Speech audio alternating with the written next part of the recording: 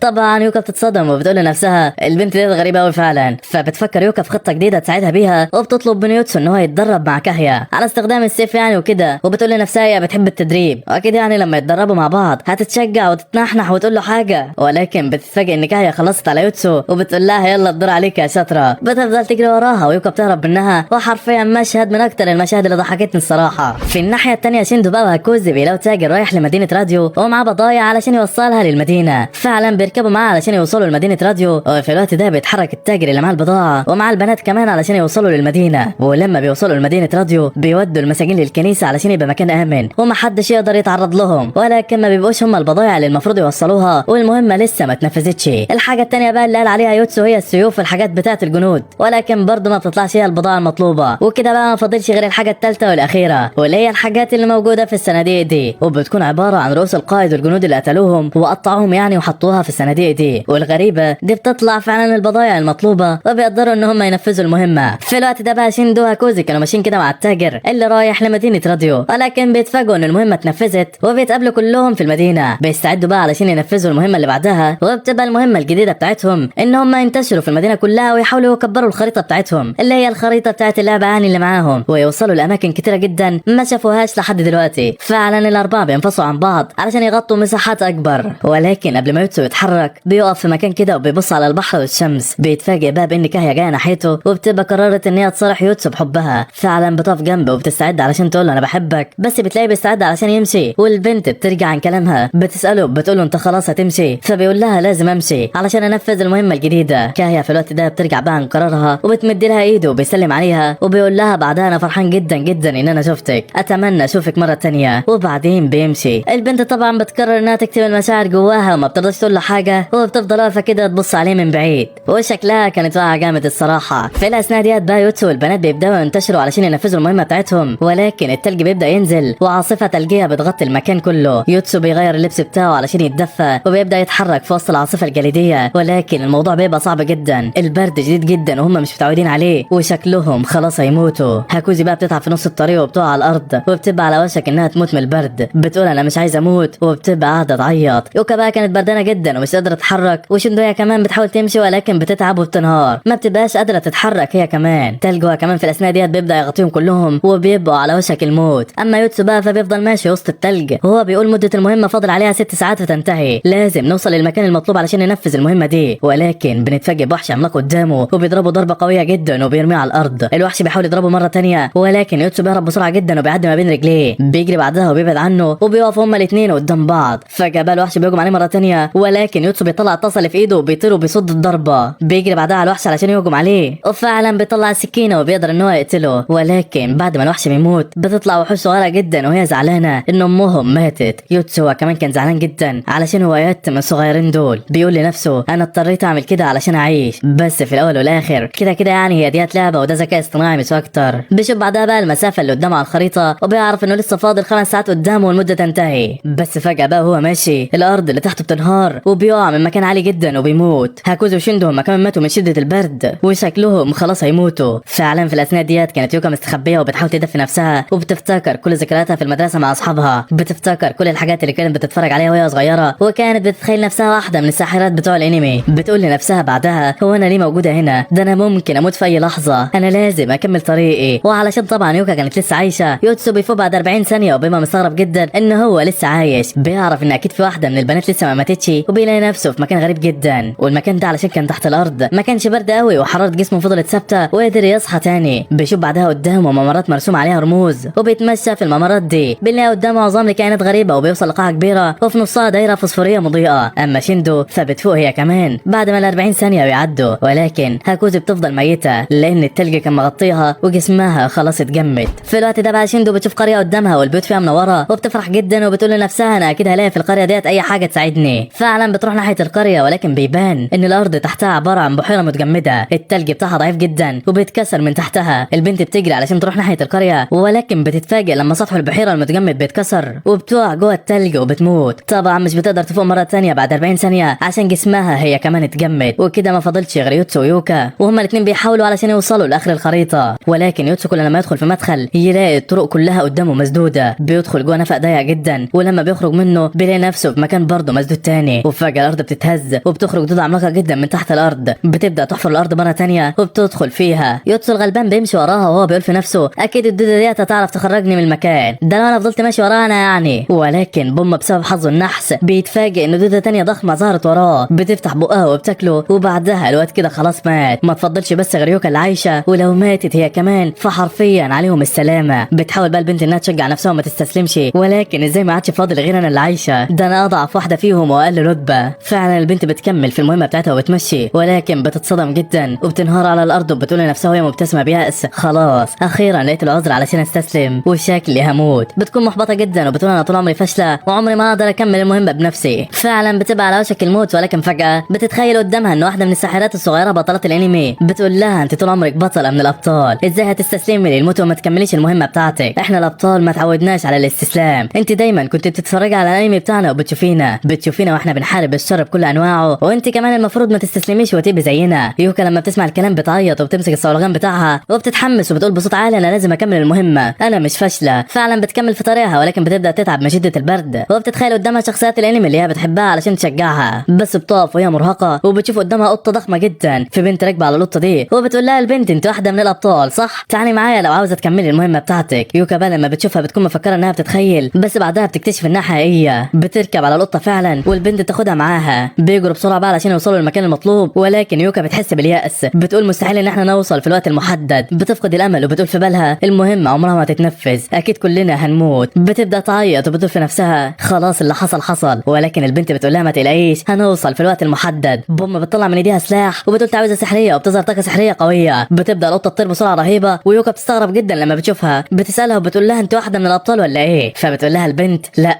انا مجرد واحدة بعرف استخدم السحر وبس. بتبص بعدها يوكا على كارت المهمة بتاعتهم وبتلاقي ان الوقت قرب يخلص، وفي الوقت ده البنت بتعمل طاقة سحرية قوية تانية وبتطير القطة بسرعة، والوقت بيكون جرى وميعاد المهمة خلاص قرب ينتهي. فجأة بيظهر البحر قدامهم وبيكون هو ده المكان اللي المفروض يوصلوا له علشان ينفذوا المهمة، بس بيبقى بعيد جدا والعداد برضه لسه شغال. يوكا بقى بتغمض عينيها وبتحس انها خلاص مش هتقدر تنجح، ولكن فجأة بيفوق كلهم وبيلاقوا نفسهم في المكان اللي بيقابلوا فيه ملك اللعبة، وبيبقوا مستغربين جدا ان يوكا قدرت تنفذ المهمة ديت لوحدها. فجأة بقى بيظهر ملك اللعبة ورا يوكا والبنت بتترعب جدا، بتقول له كفايه بقى الرعب اللي انت بتعمله لنا ده. ووقتها ملك اللعبة بيقول لها انت نفذت المهمة بتاعتك وتقدري تساليني اي سؤال انت عايزاه وانا هجاوبك عليه بسهولة. بتفكر يوكا كده تساله في ايه لانها بتكون مش عايزه تضيع سؤالها في حاجه، فبتقول له يوكا بقى في حاجه انا كنت عايز اعرفها، هو العالم الغريب ده حقيقي ولا لعبه؟ طبعا الكل بيكون مستغربين جدا من سؤالها ومتاكدين يعني ان العالم ده مش حقيقي. فبيرد ملك اللعب عليها وبيقول لها انتم فعلا في عالم تاني موازي، العالم ده شبيه بالعالم بتاعكم اللي هو الارض، يعني من الاخر كده ايوه ده عالم حقيقي، البشر والكائنات الغريبه اللي انتم بتشوفوها دي هي برضه حقيقيه وانتم بس الحاجه اللي مش حقيقيه في العالم ده. وقتها يوكا بتبص ليوتسو كده وهم مصدومين لان معنى الكلام ده ان يوتسو قتل انسان حقيقي حرقه بالنار كمان لانه كان مفكر انها مجرد لعبه. بيبقى وكمان مش مصدق اللي حصل وكان في قمه الزعل. بعد كده بقى بنشوفهم بيرجعوا مره تانية للعالم الحقيقي وبيقعد يوتسو في الاوضه بتاعته وهو مصدوم جدا ومش مصدق كل اللي حصل، مش مصدق كمان كل اللي هو مر بيه، وبينام وهو حاسس باليأس وبالصدمة. بيقول لنفسه صحيح انا بكره الناس وما بختلطش بيهم، ولكن مش لدرجة ان انا اقتل انسان حقيقي. كان زعلان جدا. بعد كده بقى بنشوف هو بيبدأ يشارك في الأنشطة الرياضية اللي في المدرسة اللي ما كانش بيشارك فيها اصلا. بقى محترف جدا لدرجة ان كل زمايله في المدرسة مستغربين هو ازاي بقى بالسرعة والمهارة دي. ومش بس يوتسو بس اللي حصل فيه اختلاف، ده كوزيا كمان بتشارك في الرياضة مع شيندو بعد ما صحتها اتحسنت شوية وبتحس انها بقت كويسة، بتكون فرحانة جدا. وشكل ده تأثير العالم اللي هم بيروحوا له. وبتقولها كوزي بقى لشيندو واضح ان احنا كل ما نشارك في اللعبة ونرجع للعالم بتاعنا بنكتسب قوة جسدية وجسمنا بيبقى افضل، لدرجة ان صحتي بدأت تتحسن بالرغم يعني من اني لسه مريضة بالمرض الخطير يعني. وفي الوقت ده بقى شيندو بتبص على يوتسو كده اللي بيبقى لسه حزين ومتضايق من نفسه ومش مصدق. ايوه مش مصدق اللي عمله في العالم اللي فات. بيحاول يبعد عن الكل وما يختلطش بيهم، وحتى ما كلمش ولا شيندو ولا هاكوزي. ولكن فجأة اثناء ما كان يوتسو ماشي وفي طريقه للبيت بتجيله رسالة على الموبايل بتاعه، وبيكتشف انها رسالة من ملك اللعبة. ولما بيفتحها بيتصدم لان ملك اللعبة بيسأله انت حاسس بايه دلوقتي بعد ما قتلت انسان حقيقي؟ وقتها يوتسو بيتضايق وبيقرر ان هو يمسح الرسالة ويرجع على بيته. بيفكر بقى لو كان اللي حصل ده كله جزء من اللعبة دي، بس بيقرر ان هو يتجاهل كل ده ويعيش الحياة الطبيعية ويبعد عن اللعبة نهائي، وما يفكرش تماما ان هو يرجع للعالم السحري مرة تانية. ولكن برضه بيبقى مظلوم وحزين من اللي هو عمله. وفجأة بيلاقي بنت غريبة ظهرت قدامه بدون مقدمات وبتقول له ازيك يا يوتسو. الواد بيترعب جدا وبيقول لها انت مين بالظبط وايه اللي جابك هنا؟ بترد عليه وبتقول له كان المفروض ترد على رسالتي، ليه مسحت الرسالة اللي انا بعتها لك؟ يوتسو بيقول لها وانت تبقى ملك اللعبة، ازاي وصلت للعالم بتاعنا وازاي اتحولتي وبقيتي شخصية بنت صغيرة؟ فبتقول له البنت انت مالكش اي حق انك تسألني في اي حاجة. بيقعدوا بقى مع بعض وبيقول ملك اللعبة ليوتسو جاوب على السؤال اللي سألته لك في الرسالة اللي انت مسحتها، احساسك ايه دلوقتي بعد اللي عملته؟ فبيقول لها طبعا انا ندمان ومتضايق جدا، حاسس اللي انا عملته ده غلط كبير، ولكن انا بقول دايما لنفسي انا عملت كده وانا فاكر ان انا بقتل شخص في اللعبة، وعلشان انا كنت عايز اعمل حاجة كويسة وانقذ مدينة كاملة من الحرب والدمار. بيقول له ملك اللعبة بعدها بقى عموما انسى الموضوع ده دلوقتي وما تفكرش انك مش هترجع للعبة مرة تانية، لانك مش هتقدر تعمل كده ولازم تكمل المهمات اللي في اللعبة، والا لو ما عملتش كده كلكم هتموتوا في العالم الحقيقي. ويلا علشان اقول لك مين الشخص الجديد اللي انت هتدخله معانا. فبيستغرب يوتسو كده وبيقول له مين الشخص ده؟ ملك اللعبة بيقول له هتعرف كل حاجة في وقتها. بيديله الكاب وبيقول له البسه دلوقتي، وبيستغرب يوتسو جدا. وفي مكان تاني بقى في المدينة وقدام مطعم صيني كده بيبقى فيه عصابة من الحرامية والبلطجية اللي مغطيين وشهم بأقنعة، معاهم الزعيم بتاعهم وبيقول لهم استعدوا علشان تنفذوا المهمة. في الوقت ده بقى ملك اللعبة بيبقى قاعد مع يوتسو في المطعم وبيسأله يوتسو بيقول له انت ليه جايبني هنا؟ البنت بعدها بتقول له الراجل اللي انت شايفه قدامك ده تاجر مخدرات معروف جدا، واللاعب اللي انا عايزك تضمه علشان يدخل اللعبة معاكم هيدخل دلوقتي وهيحاول يخلص على تاجر المخدرات، وانت وظيفتك انك تمنع الحوار ده. فيوتسو طبعا بيتصدم وبيقول لها ايه اللي انت بتقوليه ده؟ مين اللي هيخلص على تاجر المخدرات ده؟ وانا دوري ايه اصلا معاه؟ البنت بعدها بتكمل كلامها بكل برود وبتقول له اللاعب الجديد ده اسمه كيتا وله اخ اسمه شوجا مشارك معاه برضه في الجريمة دي، فجأة يلا علشان هم يدخلوا بعد 3 2 1. وفعلا في اللحظة ديت الباب بيتفتح وبيدخل البلطجية وبيهجموا على تاجر المخدرات، ولكن يوتسو بيمد رجله وبيكعبل واحد منهم وبيقول لباقي البلطجية اللي انتم بتعملوه ده غلط جدا، ولكن البلطجي اللي مرمى على الارض بيضربه بالعصايه في رجله وبيفكر نفسه هيقدر عليه، ولكن يوتسو بيتعصب منهم وبيمسكهم يكسرهم واحد واحد ومفيش حد بيعدي منه. طبعا الواد ما كانش رحمهم ومخلص عليهم واحد واحد، وواحد فيهم بيندى على التاني وبيقول له اشوجا. لما يوتسو بقى بيسمعه بيعرف ان ده اللي هم عاوزينه، بيقرر يشوف وشه. الواد بقى بيهجم على يوتسو مره تانية، ولكن يوتسو بيتفاداه بكل سهوله وبيشيل القناع من على وشه وبيقول له خد اخوك واهرب من هنا بسرعه قبل ما الشرطه تيجي وتقبض عليكم. ولكن الواد بيقول له انا لازم اخلص على تاجر المخدرات ده، الزعيم امرني بكده. يوتسو طبعا بيمنعه وبيقول له بطل اللي انت بتعمله ده واهرب بسرعه علشان اللي بتعمله غلط. في نفس الوقت ده بقى زعيم العصابه بيعرف من واحد من رجالته ان الخطه بتاعته خلاص فشلت، بيدخل المطعم بقى وبيقول له خلاص ما تعملش حاجه، وبيوجه كلامه ليوتسو وبيقول له انت مين بالظبط يالا؟ مين اللي خلاك تعمل كده؟ انت شغال مع العصابه المنافسه؟ لكن يوتسو ما بيرضاش يرد عليه والزعيم بيتعصب منه، بيرفع المسدس عليه وبيقول له اتكلم والا هقتلك. في اللحظه ديت بقى بيظهر ملك اللعبه، وطبعا الكل بيستغرب لانه عباره عن بنت صغيره واقفه وبتتكلم مع يوتسو، بتديله بعدها قفاز سحري وبتقول له استخدمه. فعلا يوتسو بياخده بسرعه وبيلبسه وبيطلع طاقه سحريه جدا وبيقدر يوقف الوقت.